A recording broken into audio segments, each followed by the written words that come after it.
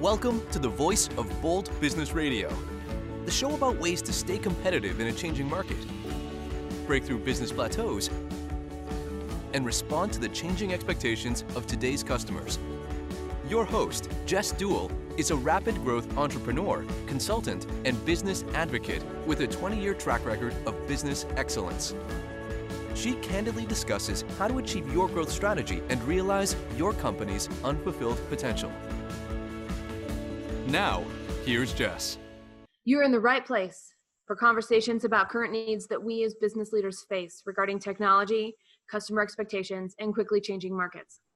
This program is about what it means to reach short-term goals and increase confidence in long-term positioning. This is program 215, Hidden Impact. And here's the thing, we all have blind spots.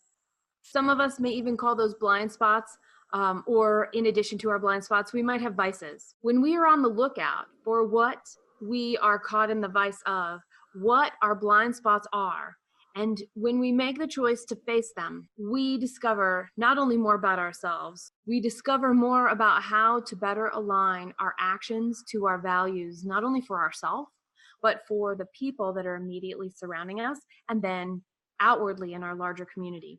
It's easy to talk about getting real, and it's hard to actually get real. So to be present with what we prioritize is one way to figure out what these blind spots might look like. Today, we're talking with Kirk M Samuels, and he is known as the Intimacy Incubator. He's a gifted speaker, and he's an award-winning member of Toastmasters International. For 30 of the first 40 years of his life, Kirk was addicted to pornography. He's been in numerous relationships, and numerous career goals have actually suffered as a result. At his lowest point, Kirk was ready to be done in this lifetime. And then, in an effort and personal action and desire for what he is actually here to do, he found that the breakthroughs that he made are also important for other men. And he's got a class called Free Indeed. So I just basically told your whole story, Kirk. So I'm done. See ya. Bye-bye. I'm finished. It's really, it's really not the whole story, because I was thinking about this. I just read your book, and we're going to link to it in the show notes. And one of the things that I took away was that whether we like it or not, our blind spots, we might be actually kind of avoiding looking at some things in our life that are actually holding us back when we call them blind spots, because they're actually bigger than that. Do you ever hear that people are diminishing what they need to face by changing the language they use around it? Yeah, absolutely. And especially in our culture today, we live in kind of such a, I almost want to say a projectionist kind of culture, meaning we project the image that we want people to see. And whether or not that's social media or whether or not that's just kind of the vanity of our culture today, it just kind of is what it is. And so quite often we find ourselves ignoring, or at least turning away from those blind spots, as you called them, as you referred to them. And sometimes it can come from a place of just wanting to hide that, quite honestly, wanting to not have that sense of reality, that sense of vulnerability, even that sense of just transparency. And so a lot of it comes down to just the first step of admitting. I mean, the first step of saying, and we all have blind spots. None of us are perfect, but to be able to accept what those are, but even before that, to admit that they're there, that's the obvious, and that's the most important step. But yeah, I think it's something that's very prevalent in our culture today. That's interesting that we project what we want people to see. Mm-hmm. And is it what we want people to see, or is it what we think we want people, what other people want to see? I think both. I mean, I think it's what we believe other people want to see, but I think what other people want to see is what we set up kind of as a baseline for our culture today, which is everything is great. Lego movie, everything is awesome. And in reality, we all got stuff. We're all dealing with stuff every single day. And it's not until we get real with that, and it's not until we are able to connect with that and just be transparent with that we begin to live the most authentic versions of ourselves. And that really is what people want. People want authenticity. on a personal level, whether it's business or personal relationship, whatever it is, people want authenticity. When people ask, how's it going? I can say, well, I can church up an answer for you. And most people say, no, I want the real, I want the truth. And I'm like, okay, well, here's the truth. And so I think on a practical level, we all want authenticity. We all want to know. Now, I don't want you to just dump. I don't want you to just walk up to me and tell me every single thing that, necessarily all the time, unless we're in that kind of conversation. But at the same time, I do care about you. And I do want to know, because we do live in such a surface culture. I think there is a hunger, a craving for depth. And that's something that we don't have, is depth. When we think about authenticity, we hear it all around us. It doesn't matter if it's personal development, if it's professional development, we hear this word authenticity. And you talked about something that is really important that gets under that surface. Well, I think there are like 10 steps to actually get to the real of the real. And so we can be more authentic than we were. How do we know when we've actually reached our authentic self, Kirk?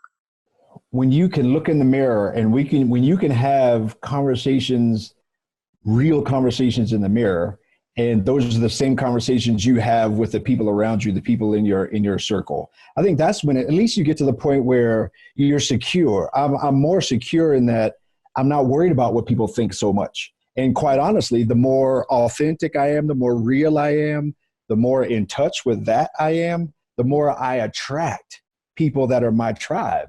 The more I attract people that want what I have and I want what they have, because I'm able to live a level of realness, and we're able to live a level of realness. But you get to that point when you're able to just more comfortably look in the mirror. I can see my flaws. I love who I am, although I recognize that what I am is a work in progress. I think that is when you get to the point of when you've reached that Jedi level, that Quan, when you've reached that level.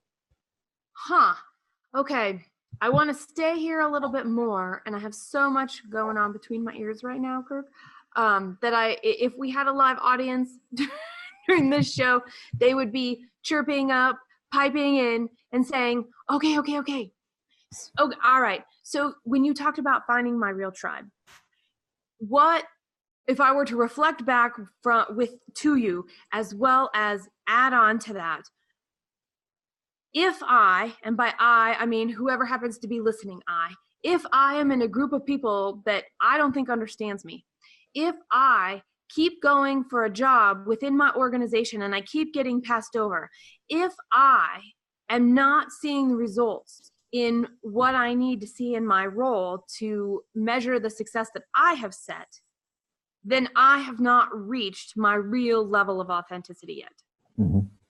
Absolutely. And on top of that, you don't experience true happiness. You're not experiencing true peace, and you're not experiencing true joy when you live exactly the way you just described.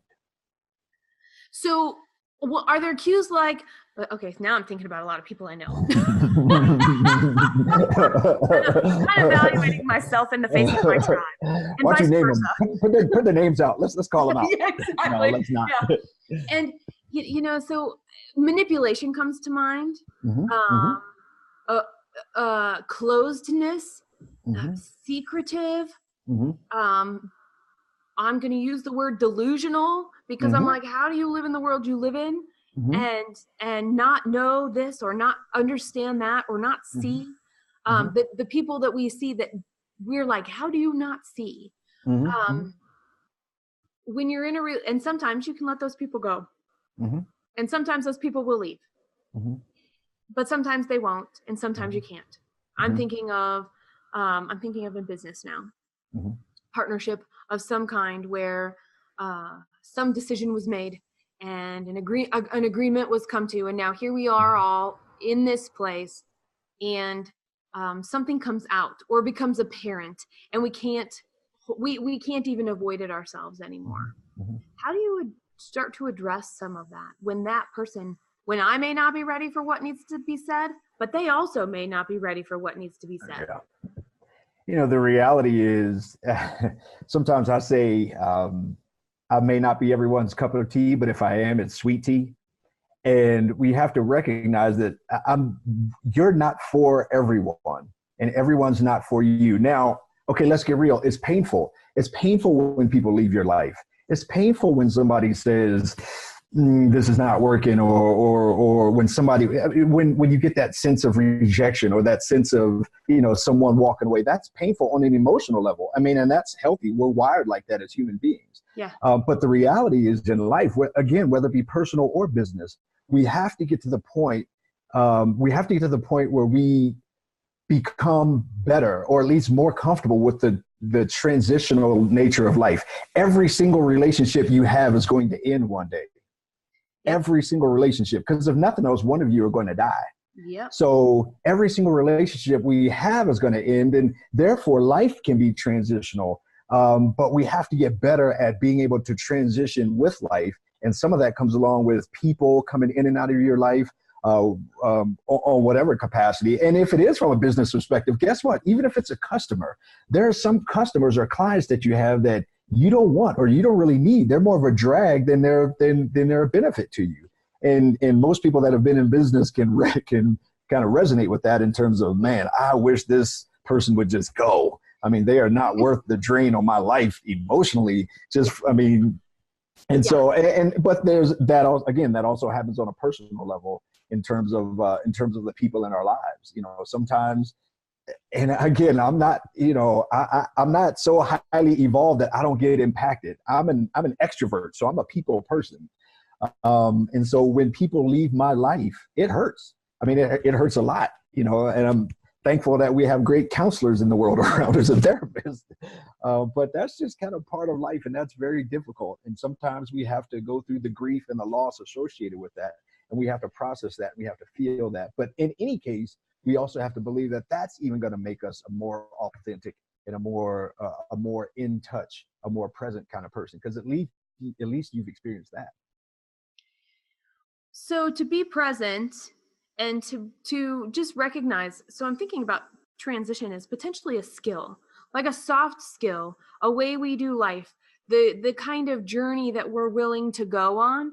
And so once we understand what we value and what's important to us, and we can prioritize those things, what are the steps of transition that we can be on the lookout for, so we recognize that it's happening and it can actually help us be more present during that transition? Yeah, first of all, I mean, the obvious answer to that is let's take, for example, when someone leaves your life, that's pretty clear that a transition is happening. Like, it's going to happen, whether you like it or not. It just is what it is. And a lot of times, even when that happens, it was something that was coming before you realized it. Whether that's even if you're the one that left, whatever it is, some kind of business relationship or a personal relationship, right, or the person left you, either way, it was a process, and it was something that it finally got to a tipping point where it happened. So at some point, that's probably the most obvious when the transition happens. Then all of a sudden you got to go with it. But even before that, I think just the understanding or just realizing that, that I'm going to have some ebb and flow in life, and being able to walk through what that looks like, and to be able to prepare yourself for the fact that you may experience loss, you may experience grief. And there are stages to grief, and you got to understand even what that looks like, and dig into that. But there's so many resources today. There's so many very smart people like you. There's so many smart people on YouTube. There's a lot of information to learn. But it's a gift and it's a skill. But in any case, you have to have some kind of resilience. You have to have a tenacity about you. You almost just have to have sometimes the grace to give yourself, like, you know what, I'm just going to cry today. Yeah. And that's going to be okay. Like, you know what, I'm just going to cry. And you know what, I'm just going to, whatever, I'm going to eat me a piece of cake. I'm just going to, I'm in. You know what I'm saying? I'm gonna have, if that's your thing, I'm gonna have me a glass of wine, maybe more than one, but whatever it is. I mean, I'm not, to go over the edge with any of that kind of stuff. But sometimes you have to give yourself the grace, which is also space, to experience whatever that thing is that you're experiencing. And sometimes you're gonna do it ugly. Sometimes it's gonna be a good day. Sometimes it's gonna be a bad day. But you got to understand that every mountain is surrounded by valleys, and every valley is surrounded by mountains. So if you're in a valley in life, you just keep going, and at some point you're going to be climbing that next mountain to get to that mountaintop. And if you're on a mountaintop one day, understand that you're surrounded by valleys. And if you keep going, you're going to find yourself at some point in a valley, but no one lives at the top of a mountain. No one. We live in this great state of Colorado. We got these big, huge mountains, these 14ers. You go up to the top of any one of those and there is no address. There's no house. There's no hut. No one lives up there. All the greenery, when you get to the top of the mountain, you look down and you actually realize that all of the vegetation, all of the greenery is in the valleys. Yeah. Like that's where the water flows. There's nothing living at the top of a mountain. And so everybody wants that mountaintop experience, but it's pretty barren and isolated up there. Yeah. When you get up there, you look and you realize that, man, everything that's fruitful is in the valleys. So we got to get better at appreciating those valleys in life and say, man, I'm growing right now. I'm learning right now. I'm building a muscle right now that I wouldn't have gotten had I not been in this valley. And oh, by the way, I'm speaking to myself right now. So I'm having a conversation, but I'm having a conversation with me. And so, but we got to we have to accept when we're in that journey and we're in that transition. And like I said, just understanding that life is that series of journeys and the journey is the destination. You know, the only finish line is when you're face up in a box. Otherwise, you know, life is it is a journey, and that journey is the destination of life. Mm-hmm. Okay. So I'm going to, building on that, living in those valleys, I think going to the top of the mountains is really important because we don't want to get lost in the weeds. And at the same point in time, we recognize that there are things that we put up with or choose not to see because it's actually easier to exist with those around us. And I'll give an example. When I was in college the first time, I left home, went to college, went as far away as I could. I knew I needed to, but I didn't know why. And the guy that I was dating, turns out he's my husband now of 19 years. So I can, anyway, but the point of the story is here I was, we were in our second year of college. I recognize that I'm like 19 and a half years old.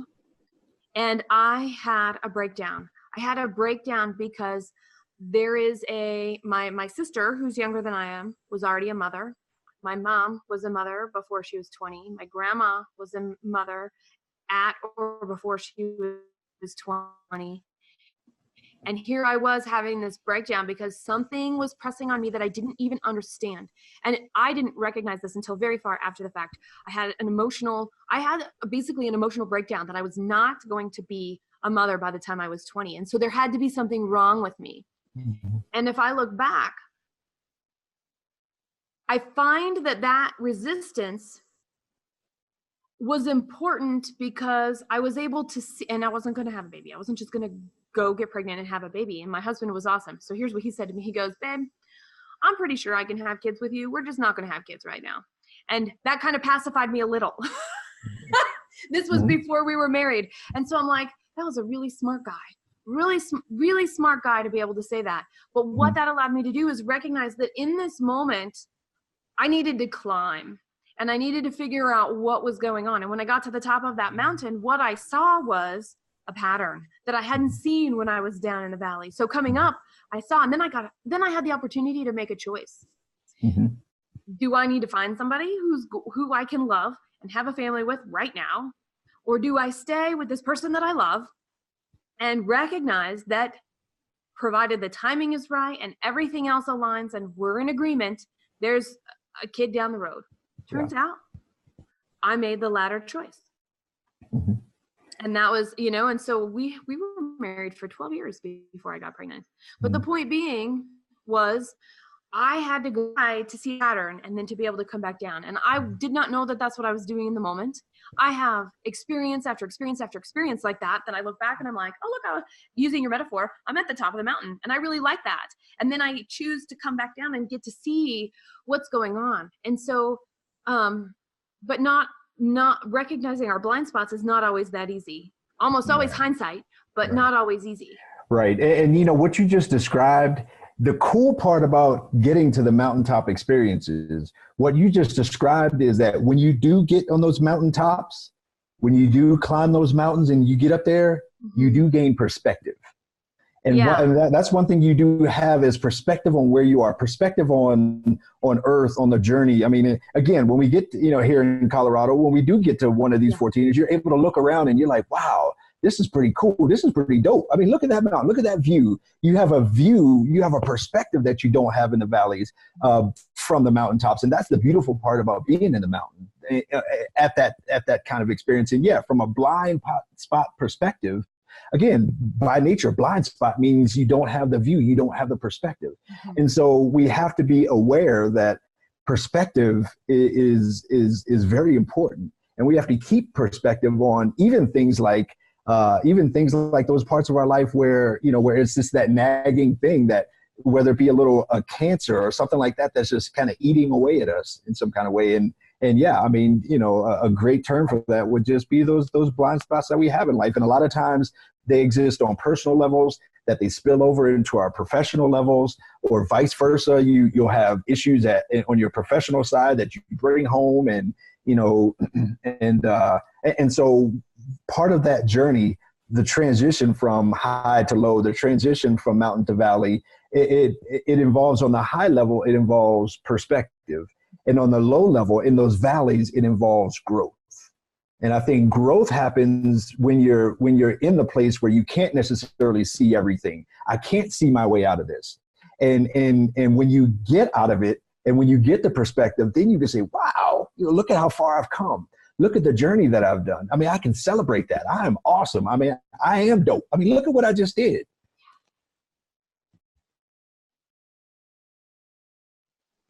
All right, we're going to take a quick break. Join in our conversation. Email radio@reddirection.com. Use hashtag VBBRadio. We'll be right back.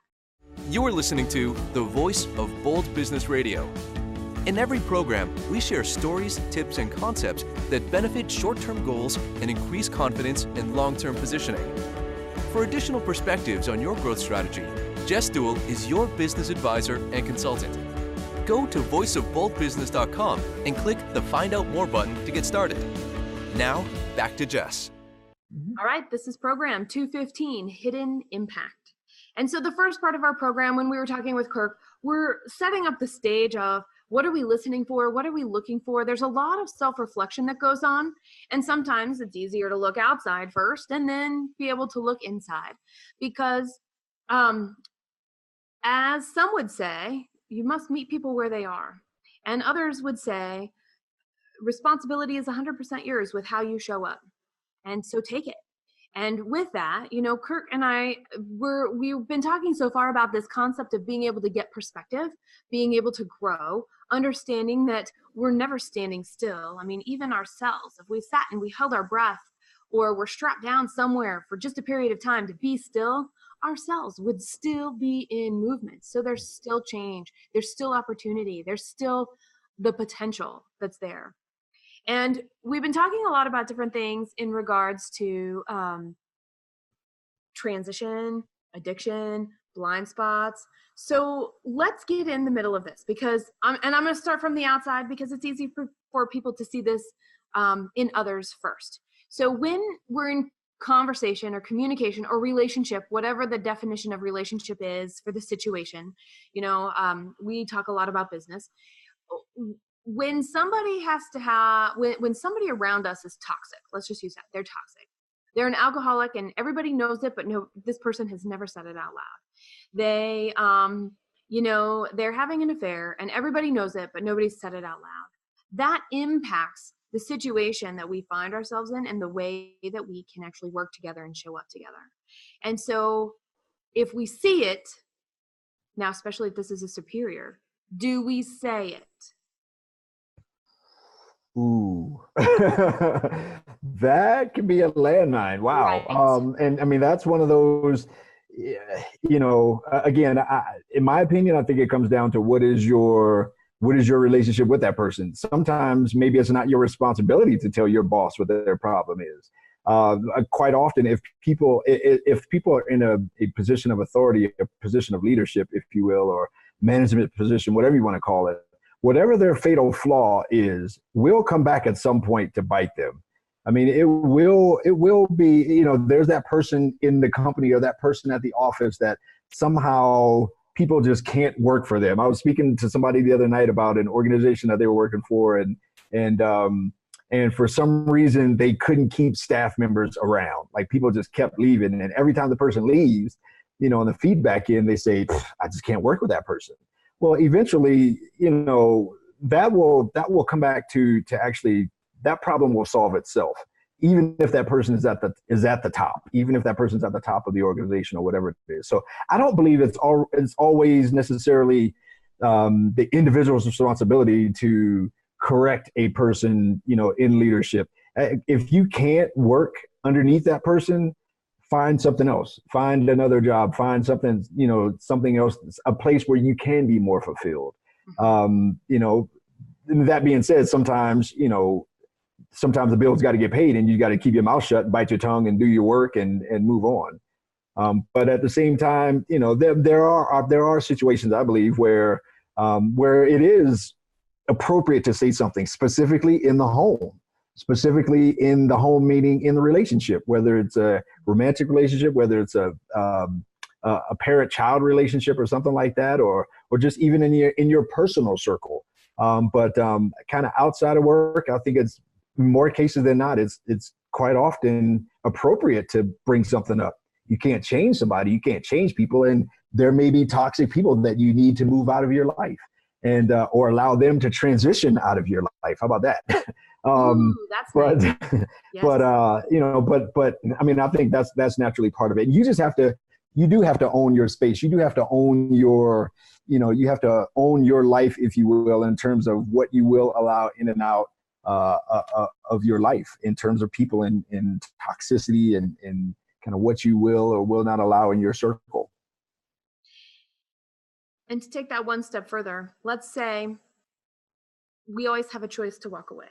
Mm-hmm. Yet, for whatever reason, that ability to walk away carries greater risk and detriment in the moment now. And it may or may not in the future, but all we can think about is right now. What are some ways that we can show up so that we can be as fulfilled as possible without walking into that landmine? Wow. Again, I think you have to be the most, at least the most as possible. You have to be the most authentic version of you as you can be. And that means you have to get rid of everything in your personal life that is excess, that is baggage. Whatever it is that's your brick holding down your balloon, you have to get rid of. And whether that's an addiction, whether that's a habit, whatever you want to call it, and there's plenty of them out there to choose from, but whatever that thing is that's in your life that's keeping you from being the most awesome, the most dope person you can be, you've got to get rid of that. And you only know that. Maybe some people very close to you know that, but at the same time, you know whatever that is in your life. For some people, it's weight. For some people, it's a substance. For some people, it's whatever kind of habit or whatever it is. But whatever that thing is, you've got to get that out of your life. And then once you get you right, once you get you straight, then all of a sudden you can begin to, and that's where you talked about the inside versus the outside. You got to start with the inside. Most of your questions and most of your answers are all in the mirror. And so when you look in that mirror, I mean, pretty much all of your problems and solutions kind of begin right there. And so you got to start there. And then once you start there, then the rest of your world will begin to reflect itself. But for example, you got to love yourself before you love anybody else. You got to take care of yourself before you can take care of anybody else. I mean, and so it starts with being the most authentic and kind of pure version of yourself. And then again, I think your life just begins to reflect that. I think your life, your world begins to reflect who and what you are. Well, it does anyway. And so why not make sure that you are the best version of you that you can be, and then have your world become the best version of it that it can be. All right. So we need space to do this. Right. Yes. And I'm thinking about this, and I'm thinking about the companies that I have worked with over the past 20 years. Many of them, they may not face bad habits or addictions in people, but they as a team have created bad habits, that outcome that have become normal. And so if we were to say addiction might be what some of us consider an extreme, the thing is, blind spots and challenges and problems that are recurring may be like a pebble in our shoe, yet we might have splinters that we're like, oh, don't worry about it. that finger just always hurts. Yeah. Yeah. And Yeah. it's our normal. And Mhm. when it's our normal, it sounds like, we've got to figure out, is this a good normal? Is Right. this outcome actually something that sets us up for a positive future? Yeah. Is this the normal that you want? We can't control everything in our lives. We don't have complete control over our lives, but we have more control than we think we do. And so sometimes you have to ask the question, is this the normal that I want? And if it's not the normal that you want, then what do I need to do to fix this or to make this the normal that I want? And there are resources, plenty of resources to do that. There's plenty of opportunity to do that. The stuff that I teach in my class, the stuff that I wrote in my book, the stuff that I work with guys about or couples about, I didn't know any of that. But when I was kind of deep in my own mud, but at the same time, when you hit that moment, when you hit that rock bottom, I like to say sometimes you find yourself at the end of your rope only to discover that it's the beginning of your fuse. And so sometimes it takes hitting rock bottom in order to figure out, okay, this is it. Here comes my theme music. I might be flat on my face, but here comes my theme music. It's time for me to get up. And then you have to recognize, okay, I need to get some stuff out of my life. I need to get some stuff out of my organization, some bad habits. I need to get maybe some bad people, some bad practices, some bad policies and processes and all those kinds of things. I need to get a new space. I need to get a new whatever it is. But ideally that happens before you hit rock bottom. But for most people, that big change happens at a rock bottom. Yeah. So let's say we've had our rock bottom, or we haven't had our rock bottom, but we recognize there's something we want to change. What does it actually take to understand and choose an action that will make a slight change? Yeah, I love the notion of Kaizen. And Kaizen is a Japanese term. It's a manufacturing term. But Kaizen, essentially, it's small measurable change projected out over time. What we like to do in our culture, particularly in America, is we like to make huge changes. We like to see like immediate 180-degree turnaround now. And large change is not sustainable. You find that person that loses 30 pounds in a month, show me that same person in 3 months or 6 months. It's just not sustainable. And so I think it's a lot easier also to wrap your head around a small change. Like, I'm just going to do this small thing, but I'm going to keep doing that day after day, month over month, year after year. If you don't, as opposed to, okay, I'm going to go to the gym and I'm just going to get swole. I'm going to go join CrossFit. Next thing you know, I'm going to be in the CrossFit games in California next year. What if you just said, okay, I'm going to do 50 or 100 push-ups a day and it sounds like, wow, yeah, but that's not hard to do. And so what if you just said, okay, I'm just going to go for a walk, 3 or 4 times a week. I'm going to get free vitamin D from the sun. I'm going to get some exercise. What if, and so if you just make those small measurable changes, and you project that out over time, you'll look up one day and you'll look around and you'll be nowhere where you thought you would have been because you've been doing this little small thing. I used to be stationed on a ship in the Coast Guard.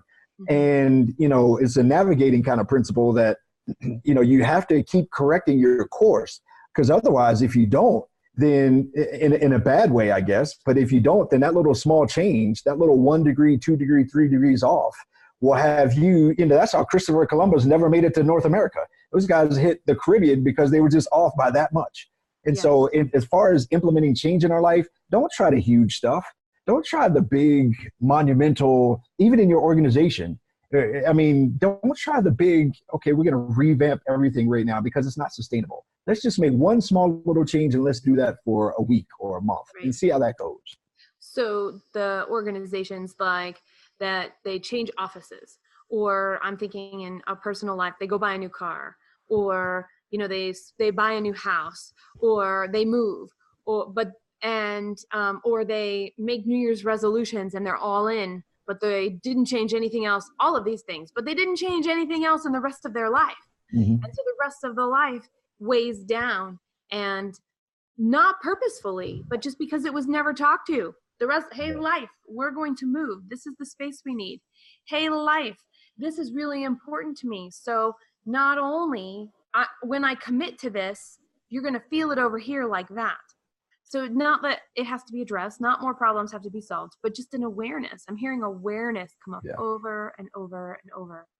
Yeah, I mean, you can't fix anything that you're not aware of. And so, and even all the way back to the first, like the key word that we've been hitting on this whole thing, blind spots, you got to be aware of those things and aware from the perspective of, okay, I know that it's there and I want to say accept that it's there, but I'm not talking about accept it like it's going to be okay, but that's just like, that's something that I have in my life. And that's something that I have in my life is something that I got to deal with, something that I have to correct. But yeah, you can't turn a blind eye to the blind spot or you're going to end up getting T-boned at an intersection. Right. And by the way, until you get T-boned at the intersection, it doesn't necessarily, you don't think we're telling you the truth right here. Absolutely. Absolutely. I mean, you know, in most cars today, that back, like if you have a 4-door car, if you look in that back seat, there's the car window, but then they also have that little triangle looking window kind of behind that. That's for your blind spot. I mean, now they have on your side mirror, they have the blind spot indicator. You have the little light flashy thing that to say, hey, there's a car right there in your blind spot. So we got to have blind spot indicators in our life. We got to have the ability to see those things and the ability to recognize those things when they happen. So what are the blind spot indicators in your life? If you don't have any, then you better get some because you're going to get T-boned at an intersection one day or you're going to run somebody off the road. Yeah, exactly. Do these blind spot indicators have to be people? Can they be other things? You know what a great blind spot indicator is? Your physical at your doctor. I had an appointment with my doctor today to check my cholesterol, and we had a conversation around that. A great blind spot indicator is that scale that's in your bathroom. A great blind spot indicator is your bank account. I mean, so on and so forth. But I tell you what, an awesome blind spot indicator is somebody that lives in your home. An awesome blind spot indicator is the person that's sleeping on the other half of the bed that you're sleeping in. You know, in terms of, you know, not only them providing you like, hey, you got a blind spot here, but that could be a blind spot in your life in terms of, you know, this person is this close to me. What is the state of that relationship? If that relationship is not healthy, I guarantee you most of the relationships in your life are not healthy. And so that's a great place to start. What does that look like? What does my inner circle look like? And that'll be an indication of the rest of your life, probably. Let's say we've got the blind spot indicators. We found that there's some sort of a gap. What's like the first step? And I'm always about first steps because like you, I'm not about sweeping change. I'm about how do we try this and how do we test this out a little. So what would be the way to test out a little? I've got awareness. I see that there's some sort of a gap, some sort of a blind spot. And I want to see, maybe I need to test the volatility. Maybe I need to test the repercussion. Maybe I need to test my courage, right? Whatever it is. How do we like grapple with that and shape that to turn it into a useful action? Yeah, I mean, first of all, I think just action alone is important. A lot of times we'll have these blind spots and you know, guys are famous with this. Oh, that hurts. Okay. Now what, dummy? Go to the doctor. You know, yeah. I mean, and so, I mean, guys are just famous for that. But I mean, so a lot of times just action, just doing something, sometimes something is the best thing you can do. And then, you know, again, not moving from a perspective of I'm taking small measurable change. So I'm not trying to do anything huge, but at the same time, I'm going to take action and try to implement something. I'm at least going to confront something. I'm going to address something. You know, the avoidance doesn't really work too well. And so to at least try to move in a direction or move towards that thing, whatever it is, but action, that first step sometimes can be the biggest step. And at the same time, baby steps are still steps. So you got to give yourself credit for that. But taking action and just doing something, I work a lot with guys, and sometimes the hardest thing to get guys to do is to just take action, just do something, man. Like, come on, bro. I mean, let's do something. I'll do it with you. We'll do it together. I'm not even making you do it alone. I'm not even telling you, I'm telling you exactly what to do. I got your back, you know, I mean, shoulder to shoulder, like we're in this together, but let's do something. And so, you know, nothing will happen until you do something. And so, you know, in terms of what that thing is specifically, sometimes I think that best thing you can do is just something. And then you'll find out whether or not it works. You'll find out whether or not it's good or bad. You'll find out whether or not you should take a step back. Sometimes you got to take a step back. And then, and then when you take that step back, and then you're able to assess back to the whole perspective concept. And then you're able to reassess, and then you're able to come up with a new strategy if that didn't work. But you got to do something. If you don't do something, plan. You got to act to plan. And because sometimes we don't know, and we can be hypothetical and situational and what ifing our way to avoidance and a new normal. And our excuses can easily take over in that scenario. Yeah. Excuses are tools of incompetence. and they build monuments of nothingness. And it also, then that phrase continues on, those who specialize them are seldom good at anything else. And so, yeah, I mean, excuses don't get you anything but regrets at the end. Let's circle back to the emotion at the beginning and the fact that you work with a lot of men. The organizations that I work with tend to be have more men in the senior positions than women, yet they're pretty close to 50-50. And I know that when women come to the table, we have an added voice. And I know that the men that are at the table benefit, and whether they can say it out loud or not doesn't matter. They secretly understand that it is important. Now, I also think that the men at the table that think it's secretly important, and the men at the table who may or may not understand or care or ever think about that, have the opportunity to have those elements that women bring to the table themselves. And I think that's been lost in our culture. I'm curious what you think about that and what your response would be and the thoughts you want to leave with the men that are sitting at that table to recognize and go, hey, I got more strength here than I realized. And, here's the beauty of, that's a great place. You talk about a blind spot indicator. That's one reason why diversity is so important in a workplace. That's one reason why diversity is so important in a boardroom, because diversity brings diversity in thought. It brings diversity in perspective. It brings diversity in just opinion. And so someone, in order to have a well-rounded conversation, you got to have different sides of different perspectives. You got to have all sides of the issue or all sides of the viewpoint. And so to have that conversation in the room between men and women that are there, it's like, we don't always have to agree, but we're always better when we have more input. We're always better when we have more perspective. We're always better when we can try to look at things from a different perspective. And so it's important to have those conversations. And I would say to guys, it's from, man to man, let's just, okay, me and you here, guy. When we're in a setting where everyone in the room looks like us, it's probably not going to end up too well. We're probably going to end up with a lot of groupthink, and we're probably going to end up only speaking externally to one perspective. So we have to be open-minded enough to have different people around us, to have different viewpoints and different perspectives. Because quite often, again, guys, it's very easy for us to get pigeonholed. A lot of us are not very good at some of the giftings that women bring to conversations. And women are phenomenal. Can you imagine if men had to give birth? There would be no people. There would be no people. No, I don't apologize. I assure you, and there definitely wouldn't be more than one birth household, because a guy ain't doing that twice. And so, that's the kind of bring a level of strength, a level of authenticity, a level of vulnerability, just a level of perspective that we just don't have as guys, because you all, women meaning, are way more, you have a different level of depth than guys do. Now, we're deep. And guys have a weight that women can't understand. And I don't mean to take away from guys. I'm all about masculinity, healthy masculinity. I'm a guy's guy. I have a 4-foot sword hanging on my wall. I love Braveheart. And so I'm not a guy basher at all.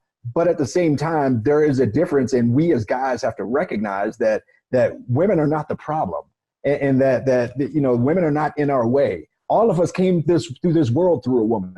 And so, our journey has already traveled through the heart and through the womb of a woman. And so when it comes to perspective, and when it comes to value, and when it comes to worth, to our lives and to our conversation and to our business settings and all those kinds of things, we got to be willing to open those doors and to have those conversations. And we got to be willing to value that and to protect that with everything that we hold true and dear.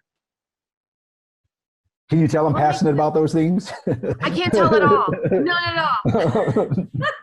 I want to keep up the momentum. Yeah. And I wanted to pause because I also think that there was an importance in so much importance in what you shared, that pausing for just 10 seconds, everybody who's listening here, and really let that sink in and then hear the answer to Kirk's next question would benefit you immensely. And maybe even rewind once we're done to the whole conversation, because this is for men and women. This is insightful. This is exciting. And we're tackling a subject in a different way from a typical viewpoint of diversity and blind spots and what are we going to face and how do we do challenge and all of that kind of stuff. And I'm enjoying this immensely. So tell me this, Kirk, what makes it bold to put those blind spot indicators in place and then to face our vices, our addictions, our blind spots, our challenges? Let me tell you that takes guts. I mean, you talk about boldness. It takes boldness and guts to look in the mirror. It takes boldness and guts to look at your blind spot. It takes boldness and guts to look at your weaknesses. It takes a different level of boldness, a different level of authenticity to be able to look at your weaknesses and vulnerabilities in your blind spots and to be able to address those. Everybody, you're listening to Kirk M Samuels. You're going to find all the program notes from today at voiceofboldbusiness.com/P215. That's voiceofboldbusiness.com/P for program 215. You can also search the site for Kirk. You can also search the site for the title of the program, Hidden Impact.